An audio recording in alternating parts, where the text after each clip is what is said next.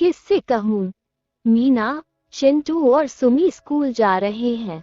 मीना ये जानने को उत्सुक है कि अगले हफ्ते होने वाली प्रतियोगिता का विषय क्या होगा और उस प्रतियोगिता के लिए किस किस विद्यार्थी का चयन हुआ होगा। मीना, चिंटू और सुमी स्कूल पहुंचे। सूचना पट पर कागज लगा हुआ था। मीना, सुमी और चिंटू भाग के सूचना पट के पास पहुंचे। अगले हफ्ते होने वाली प्रतियोगिता के लिए जिन बच्चों का चयन हुआ है उनके नाम है दीपू, रोशनी, कृष्णा, मीना, चिंटू और सुमी। प्रतियोगिता का विषय है विज्ञान। चूंकि चिंटू को विज्ञान से डर लगता है इसलिए वो उदास हो जाता है। सुमी, चिंटू, क्या तुम्हें सचमुच विज्ञान से डर लगता है? चिंटू, सुमी, डर तो लगेगा ही क्योंकि मास्टर जी जिस तरह विज्ञान पढ़ाते हैं मुझे तो कुछ समझ नहीं आता। चिंटू प्रतियोगिता को लेकर बहुत उदास था और जब स्कूल की छुट्टी के बाद वो अपने घर पहुंचा, उसकी माँ ने उसे खाना खाने को कहा। चिंटू बोला, मुझे भूख नहीं है माँ। प्रतियोगिता के लिए मुझे चुन लिया गया है माँ, लेकिन मैं प्रतियोगिता में भाग नहीं लूंगा क्योंकि प्रतियोगिता का विषय विज्ञान है। मैं विज्ञान में बहुत ही कमजोर हूँ। मास्टर जी क्या पढ़ाते हैं मुझे कुछ समझ नहीं आता। माँ ने पूछा, क्या तुमने इस बारे में मास्टर जी से बात की? चिंटू, नहीं माँ, अगर मैं उनसे इस बारे में बात करूं और वो गुस्सा हो गए तो? चिंटू की माँ उससे सुमी के घर चलने को कहती है। सुमी के पिताजी स्कूल प्रबंधन समिति के सदस्य हैं।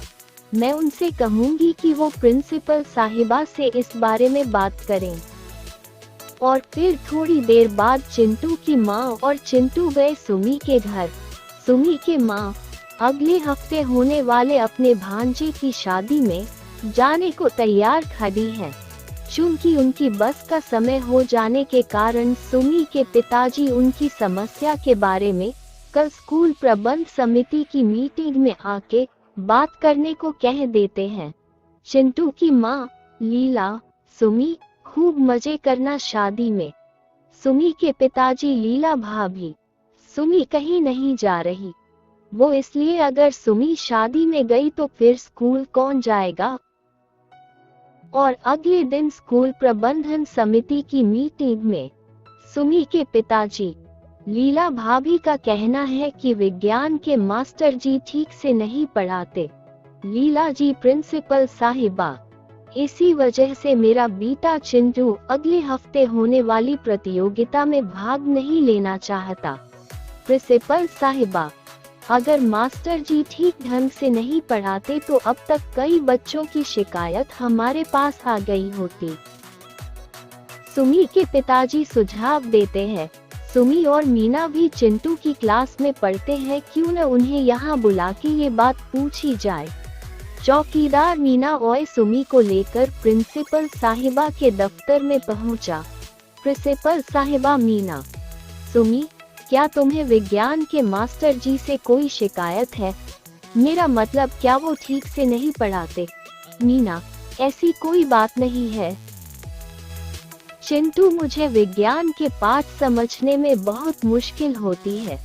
प्रिंसिपल साहिबा, मीना, जरा वो उपस्थिति का रजिस्टर लाना तो। चिंटू पिछले महीने में सिर्फ 9 दिन ही स्कूल में आया था।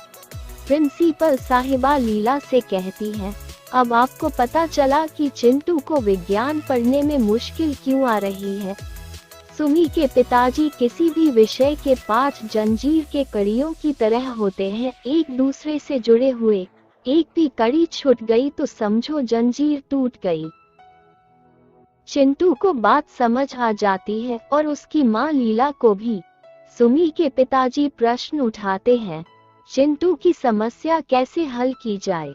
मीना कहती है, चाचा जी, प्रतियोगिता होने में अभी 1 हफ्ता है, तब तक सुमी और मैं चिंटू को विज्ञान के वो सभी पाठ पढ़ा देंगे जो छुट्टियां लेने के कारण ये नहीं पढ़ पाया था।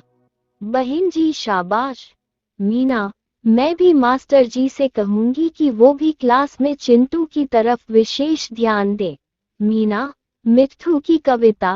अपने मन के कागज पे इस बात को कर लो दर्ज, रोज स्कूल बच्चों को भेजना हर माँ बाप का फर्ज। दोस्तों, अगर आपको हिंदी कहानी जोक्स पढ़ना और सुनना पसंद है तो इस वीडियो को लाइक करो। अगर आप नए हो तो हमारे चैनल स्टार वॉइस किंग को सब्सक्राइब करो और ज़्यादा से ज़्यादा शेयर करो। All of you take care. मिलते हैं किसी और नए वीडियो पर। बाय।